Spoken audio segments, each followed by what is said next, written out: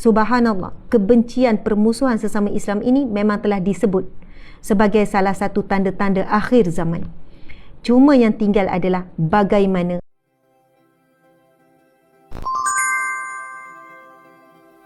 Tuan-puan yang saya kasih, yang saya hormati, Nabi sayang kita. Nabi tahu umatnya berpecah. Semua ini Nabi dah sebut sebelum Nabi wafat. Apa yang akan berlaku akhir zaman? Kan? Umatku akan berpecah kepada 72 golongan. Manakala Yahudi, ini hadis Nabi al-Sahih ya, Nabi sebut apa? Yahudi akan berpecah kepada 73 golongan. Dan umatku akan berpecah kepada 72 golongan. Hanya satu saja yang benar.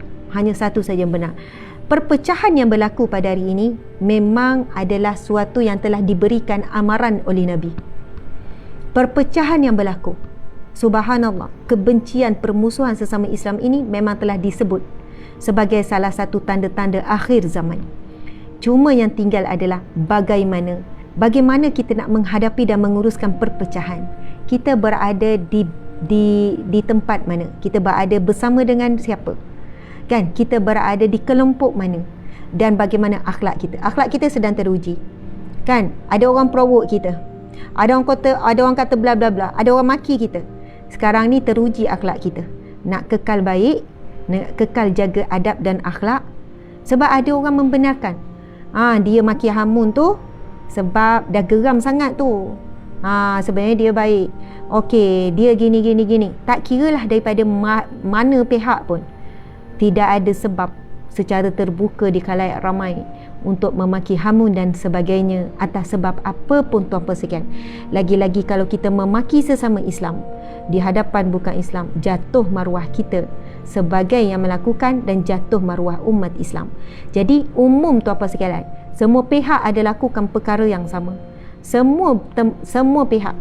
Dan kita sangat sedih dan kita tidak pernah mengiyakan dan membenarkan walaupun pihak kita Ustazah ni duk tegur orang lain je. Bila tim sendiri, bila belah yang dia suka, dia tak tegur. Teguran adalah untuk semua, tetapi atas siapa yang terasa. Jadi bila terasa tu, teruslah tuduhan dibuat melulu. Jadi tuan-puan dimati Allah sekalian, pekerjaan keji tidak pernah disukai oleh Nabi. Satu ketika ada seorang Yahudi datang jumpa Nabi depan-depan. Masa tu Nabi dengan Aisyah. Lalu orang Yahudi tu cakap apa? Assalamualaikum ya Abul Qasim. Assalamualaikum ya Abul Qasim. Apa maksudnya? Kecelakaan bagi kamu wahai bapa Qasim. Lalu Nabi menjawab, wa alaika, ke atas kamu juga. Lalu Sayyidatina Aisyah duduk sebelah Nabi ni. Saya Aisyah duduk sebelah Nabi, geram. Panah telinga dengar orang Yahudi ni kutuk suami tercinta ni. Lalu Aisyah ni, kan beza umur Nabi dengan Aisyah kan jauh. Kan? Beza umur tu lebih kurang dalam 45 tahun. Beza dia lebih kurang 45 tahun. Jauh kan beza. Kematangan pun berbeza. Aisyah masih remaja. Sayyidah Aisyah dengar geram. Rasulullah meninggal saat umur Aisyah 19 tahun. Sweet 19, umur 19 tahun Rasul meninggal. Masya Allah. Rumah tangga Aisyah dengan Rasulullah 10 tahun. Umur 53 tahun nikah, umur 63 Rasul wafat. Jadi Sayyidah Aisyah rasa geram. Sayyidah Aisyah pun balas balik kepada orang bukan Islam tu. Bal wa alaikumusam wazam. Bahkan ke atas kamu kecelakaan dan kehinaan. Maksud Sayyidah Aisyah ni geram dengan orang Yahudi yang kutuk Nabi kecelakaan ni sebab mencelakakan Nabi. Jadi Aisyah pun balas, ke atas kamu kecelakaan dan ke atas kamu kehinaan. Lalu bila Nabi dengar isteri tercinta ni yang disayangi Nabi ni balas perkataan keji orang yang mengeji Nabi dengan perkataan keji, Rasulullah pun tegur, wahai Aisyah, sesungguhnya Allah tidak suka perkataan keji. Aisyah tengah marah ni kan. Jadi Aisyah pun menjawab, ya Rasulullah, kamu tak dengar ke apa yang dicakap tu? Orang perempuan menjawab. Isteri Nabi pun ada kalanya menjawab Nabi. Ini disebut dalam banyak kisah. Dan Rasulullah sangat suami yang gentleman. Bukannya terus derhaka, jawab derhaka. bantah dahaka. Sebenarnya kalau kita baca kisah-kisah si Nabi pun macam wanita lain. Ada yang bantah keputusan Nabi, ada yang bantah perintah Nabi, bukan perintah-perintah wajib dalam urusan rumah tangga macam tu lah. Ada yang suka menjawab, bukanlah suka tapi ada situasi menjawab. Jadi Rasul kata, wahai Aisyah, Allah tidak suka perkataan keji. Lalu Aisyah ni menjawab, ya Rasulullah, kamu tak dengar ke apa yang dicakap? Kemudian apa jawapan Rasulullah? Bijak sekali. Rasulullah pun tanya balik. Ingat Aisyah je pandai jawab, Rasulullah pun jawab balik. Kamu tak dengar ke apa yang saya jawab? Apa jawapan Nabi? Wa alaika, ke atas kamu je. Nabi hanya sebut ke atas kamu je. Nabi tak ulang balik perkataan keji yang disebut oleh orang Yahudi tersebut. Nabi tak ulang. Nabi sebut wa alaika, ke atas kamu je. Tu je. Tapi si Aisyah kan ialah jiwa panas, geram, nak bela suami ni, ke atas kamu kecelakaan dan kehinaan. Saya teringat satu hadis Nabi, larangan Nabi terhadap mencela. Nabi kata, barang siapa yang memulakan cela-mencela ni, keji-mengkeji, melaknat ni sesama sendiri ni, lalu dibalas. Kan kalau kecam kan, ada orang kena kecam, lepas tu tuan kena kecam balas. Nabi sebut apa? Dosa melaknat ataupun keji-mengkeji di atas orang yang memulakan, selagi mana orang yang membalas ini tidak melampaui batas. Hadis Nabi sebut apa pasal orang yang suka mencela-cela ni? Siapa yang memulakan pencelaan, dia pergi dekat FB orang, faham ya? Dia pergi dekat wall mana-manalah, dia maki orang ni, posting ni dia tak suka, dia pun datang maki. Lepas tu tuan tanah ni, pemilik akaun ni kan, pemilik muka buku ni pun balas. Yang ni cela macam ni, balas. Lepas tu yang ni balas lagi, cela lagi, yang ni pun balas lagi. Faham ya? Yang ni datang, balas. Nabi kata, dosa adalah pada yang memulakan celaan. Dosa tu siapa yang mula?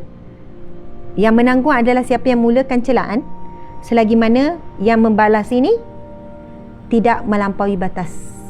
Faham ya? Macam tu. Jadi ingatlah, sekarang dalam tempoh suasana yang panas. Jadi sikap kita berlapang dada atau tidak dengan perbezaan sangat teruji. Kan kita punya slogan, berlapang dada, raikan perbezaan. Rupanya bila datang ujian pilihan raya, tak ramai yang boleh buktikan boleh berlapang dada. Sudah tentu semua orang berbeza, tak semua orang boleh sama dengan kita, dan itulah kebiasaan dan fahaman dia.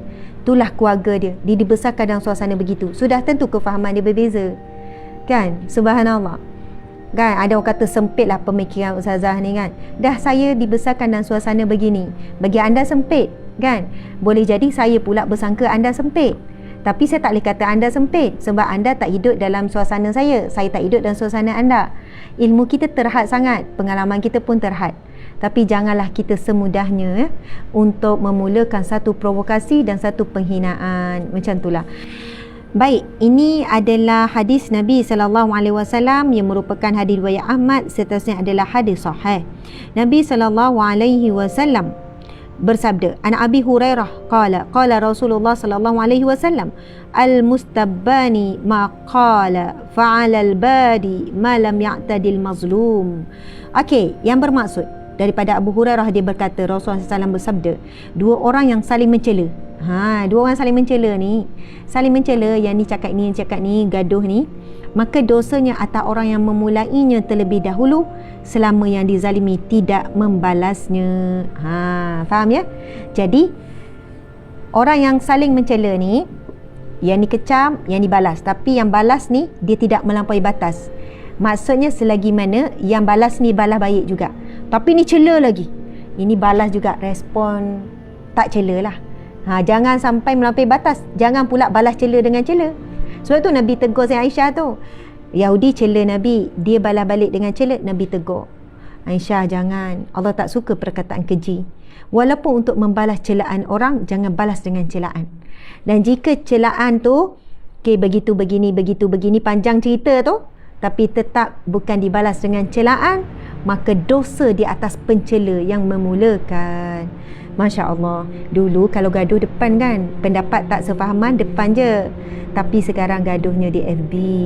Kita tak tahulah kan, walaupun FB kita, walaupun page kita, tapi pembaca tu kita tak boleh nak limitkan. Jadi bersedialah untuk menerima celaan apabila kita berani memberikan pendapat kita. Sebab itu ramai orang tak berani nak tulis, nak cakap kan. Tetapi kebenaran, kebaikan perlu disebarkan.